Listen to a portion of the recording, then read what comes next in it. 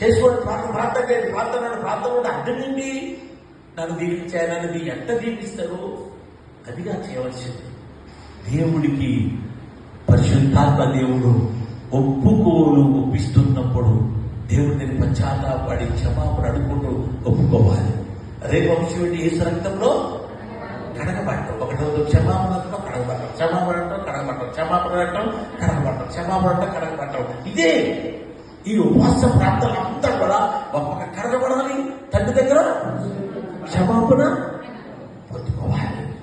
ఇది చేసుకుంటూ దేవుని సన్నిధిలో ఏం చేయాలి? పరిశుద్ధపరచబడుతూ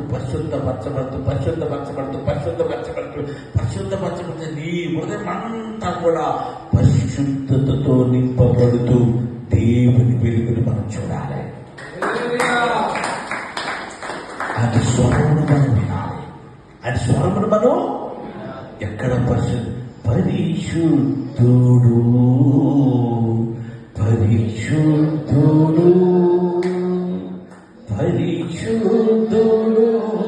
అని నిత్యము దూతతో కొనియాడబడుచున్న నా యెహోవా.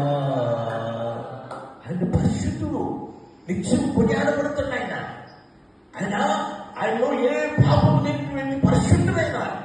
మరి ఆ పరిశుద్ధిని మనం చూడాలంటే, ఆ పరిశుద్ధ స్వరం మనం వినాలంటే, ఆ పరిశుద్ధ వెలుగు మనం చూడాలంటే ఇప్పుడు మనం పరిశుద్ధతలోకి మార్చబడాలి.